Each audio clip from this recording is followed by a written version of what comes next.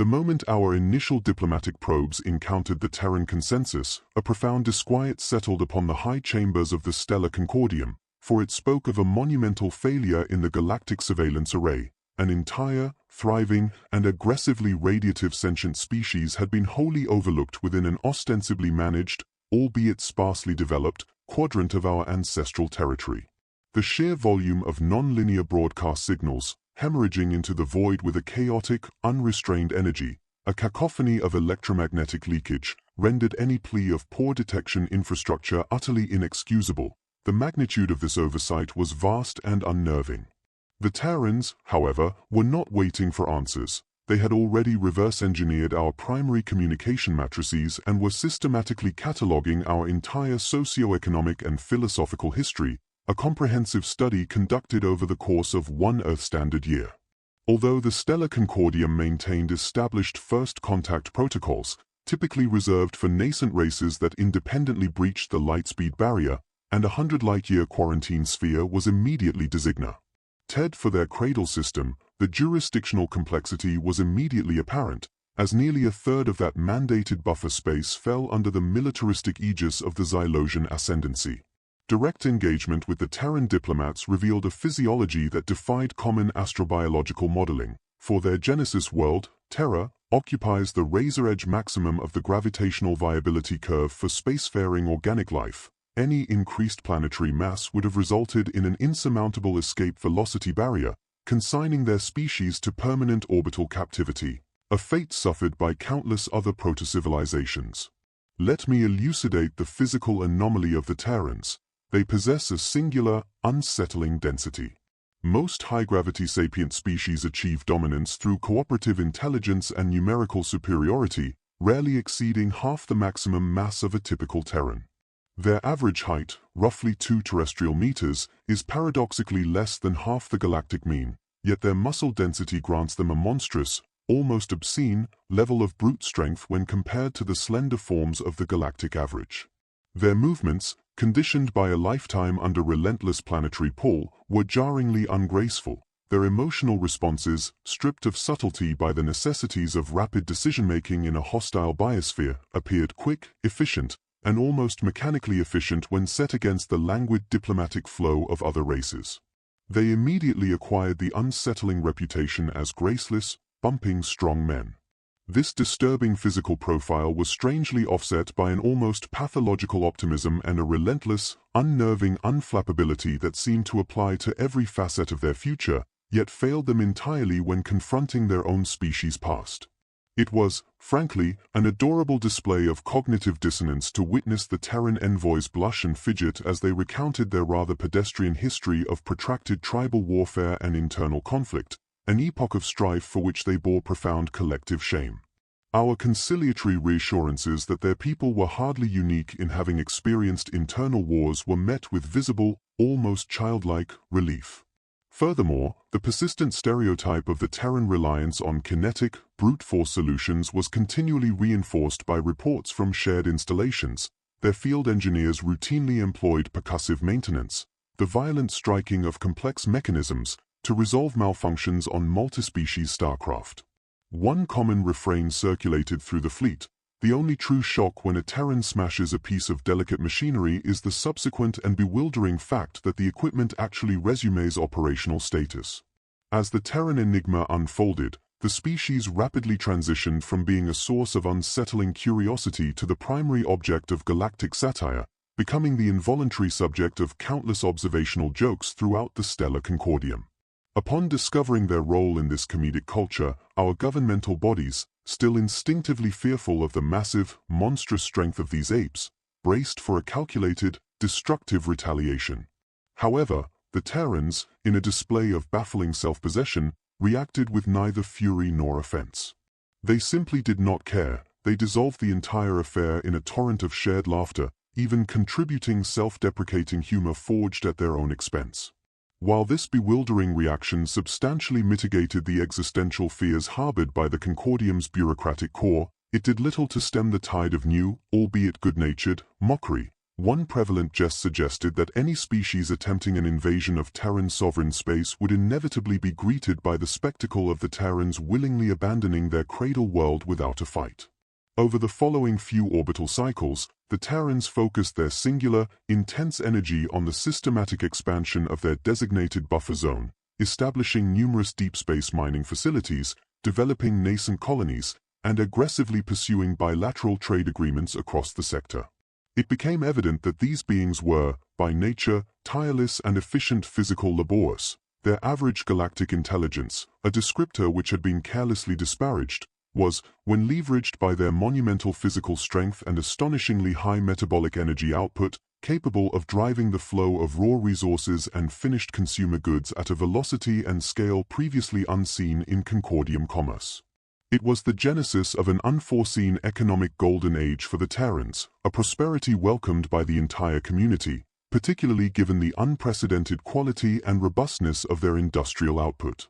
Regrettably, the foundation of this prosperity was built upon an unsustainable pillar, for their most lucrative commercial treaty collapsed with spectacular diplomatic force. Early in their integration phase, the Terrans had signed an obscenely profitable agreement with the Etherian Dominion, a highly dogmatic avian species notorious for their zealous, if unsuccessful, attempts to proselytize the galactic community. This contract became the essential structural backbone of the entire Terran economy, fueling a scale of industrial production never before attained by their nascent commerce.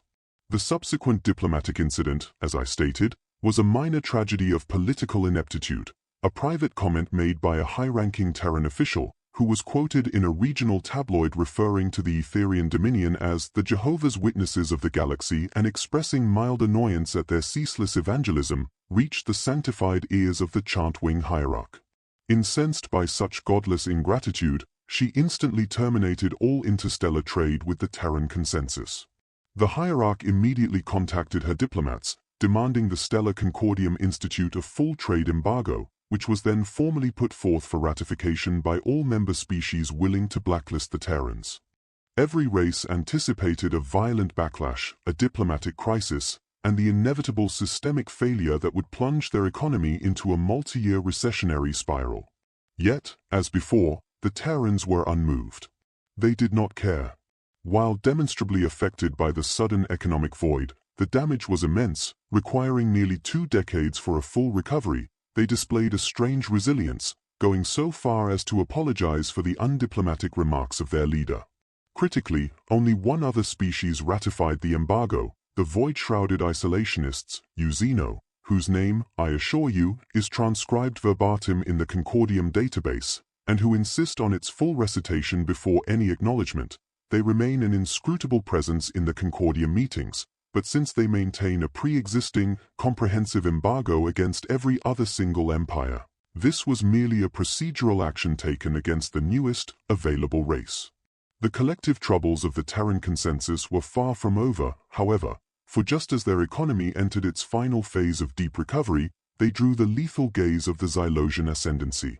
Despite the desperate efforts of the Stellar Concordium to conceal the Terran presence from the Xylosian sensor grids, the inevitable occurred.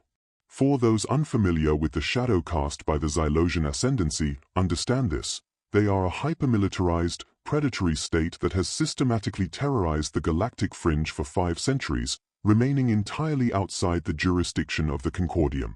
While not explicitly genocidal or aggressively expansionist in the cosmic sense, their aggregated military power was sufficient to engage the entire Stellar Concordium simultaneously and either maintain a stalemate or outright prevail. Their relentless, creeping annexation of bordering territories meant every Concordium member had suffered a conflict with them at some point.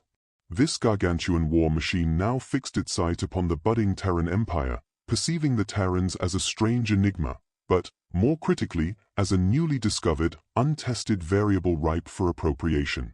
We attempted to suppress every scrap of data regarding the species, but when the Xylos finally comprehended the sheer, gravitational-driven strength of the Terrans, they began to foam with a psychotic lust for conflict. The day the Xylosian Ascendancy officially triggered hostilities was utterly unremarkable within the Stellar Concordium meeting chamber, save for the dramatic entry of their representative, who formally declared war upon the Terrans. The gathered races, having become experts in behavioral pattern recognition, were only mildly unsurprised by the Terrans' lack of visible alarm. They did not care.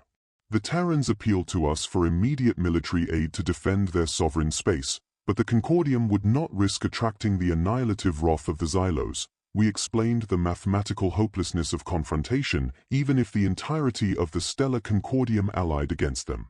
The Terrans accepted this calculus with a simple nod. They excused themselves from the chamber to plan. We wished them luck. Days later, in the traditional, last-ditch effort to avert open war, a Terran and a Xylosian delegate were presented before the stellar Concordium. The Xylosian demand was unexpectedly modest, a mere 10 light-years of territory adjacent to the shared border. Initially, we were bewildered by this pittance from the galactic juggernaut, until an instantaneous realization chilled the chamber. The Terran cradle world, Terra, fell precisely within that 10 light-year boundary.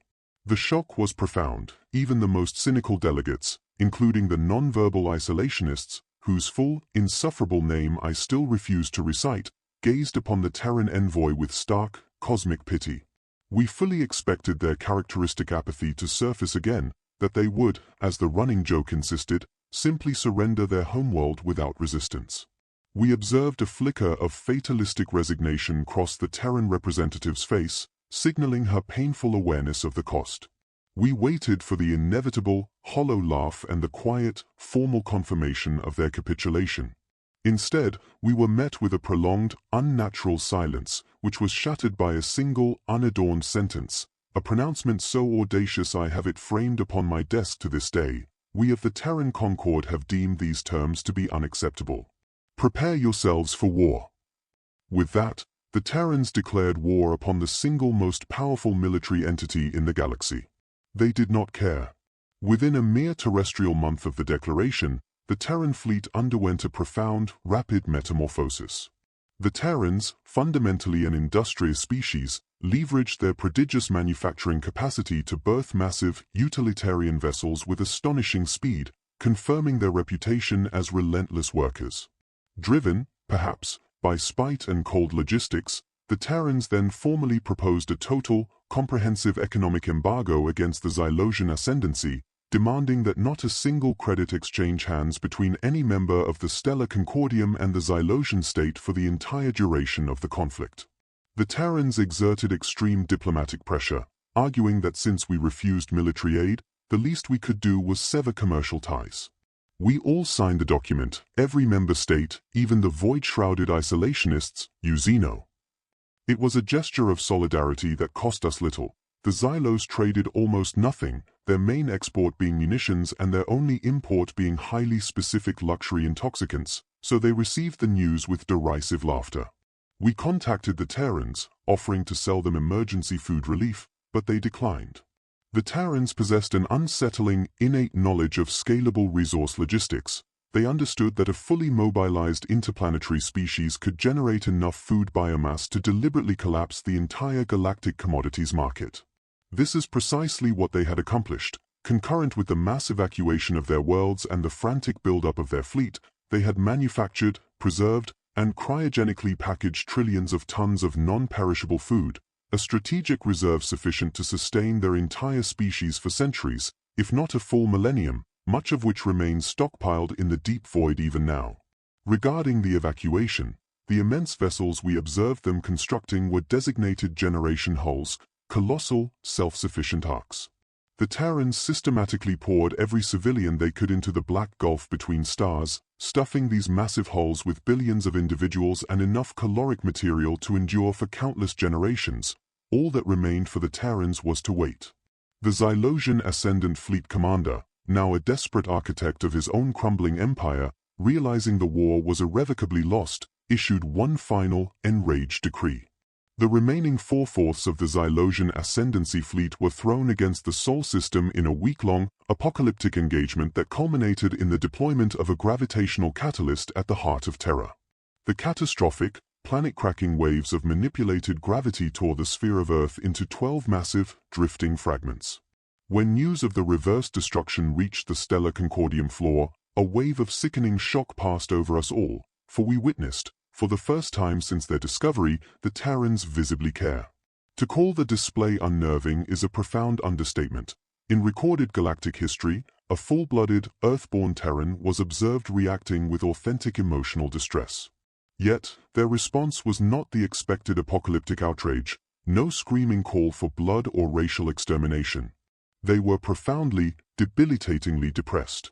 They grieved for the physical loss of their cradle world, a loss whose psychic scar would require centuries to heal. But even as they wept, a cold, dangerous, almost psychotic determination began to coalesce within their shared demeanor. It terrified every being in the chamber. In that single, dreadful moment, we knew the Terrans would see this new, existential path through to its inevitable, ugly conclusion. The Terran fleet, now a streamlined, focused instrument of war, systematically began to retake their lost territories, relentlessly pushing the starving, exhausted Xylos back to the very edge of their ancestral borders. Only then did the Xylosian government issue the surrender summons. Their once great fleet was tattered, barely subsisting on the marginal foods they could synthesize on board their crippled ships. General Lyra Kale and Admiral Vex Orion met the shattered remnant of what had been the hulking Xylosian Ascendant fleet commander. The Terrans regarded the withered creature with a cold, unsettling pity.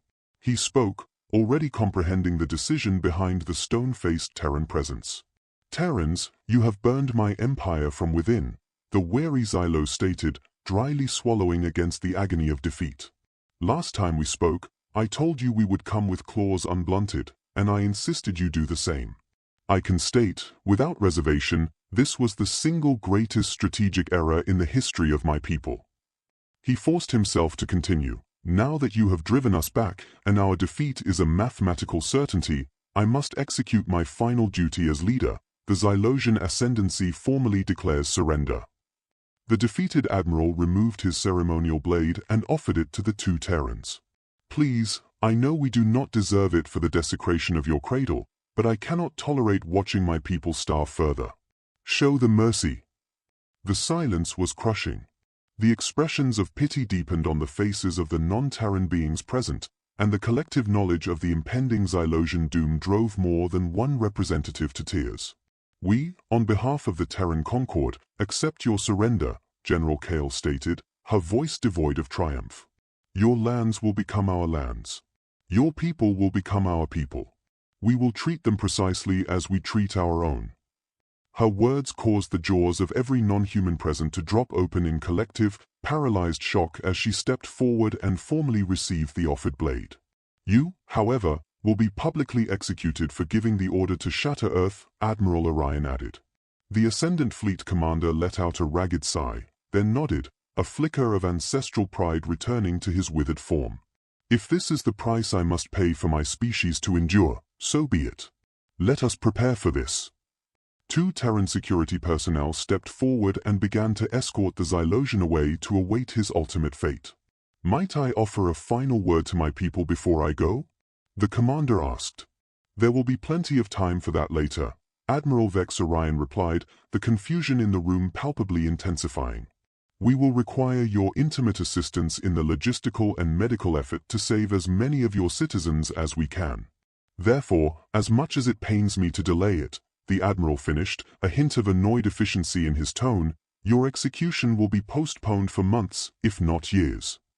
With that unsettling clarification, the commander was led from the chamber, followed closely by the two Terran leaders, a strange, shared smile of professional satisfaction on both their faces. The Terrans then initiated a peaceful, logistical invasion of the former Xylosian territory. They deployed the terrifying, pre-packaged reserves of food, the frozen meat and caloric blocks they had produced in quantities far exceeding their own consumption needs, to the dying species. They ensured that the starving Xylos received precisely the correct, medically monitored portions required for safe refeeding. Within one short terrestrial year, the Terrans had successfully established stable, high-volume supply lines throughout the newly annexed Xylosian space, permanently ending the systematic starvation of their new population. Subsequently, the Terrans deployed a secondary wave of tailored bioweapons onto the former Xylosian ranch worlds. This time, the cocktail of biologically engineered agents was meticulously designed to systematically neutralize and eradicate the initial weaponized strains that had destroyed the Xylosian livestock, simultaneously delivering comprehensive prophylactic vaccines to the Xylos population and their surviving food animals, guarding against any incomplete neutralization of the counteragents. The work was long and technical, requiring several years, but the Terrans and Xylos, now operating as collaborative biological engineers, succeeded in restoring the entire sector to full self-sufficiency. The integration of the Xylos into the Terran Concord's governing structure proceeded with unnerving efficacy. The Xylos adhered to a deeply ingrained warrior ethos, one that placed absolute value on respecting demonstrable superiority. Having witnessed the cold, terrifying competence of the Terrans, they considered it a point of honor to follow their new leaders, respecting the clinical mercy that had spared them from complete annihilation. Furthermore, the Xylos, whose primary form of conflict resolution was public, often lethal, duels, found a perfect, non-destructive outlet for their innate, warlike nature in the sheer, bewildering variety of Terran sports, many of which became immensely popular evening spectacles. The continued presence of their former ruler, who actively advocated for trust in the Terrans from his curious, suspended state of execution, significantly stabilized the political transition. The former Ascendant Fleet Commander was, as a final, baffling spectacle, granted a permanent stay of execution, a decision that provoked widespread internal outrage among Terran citizens everywhere.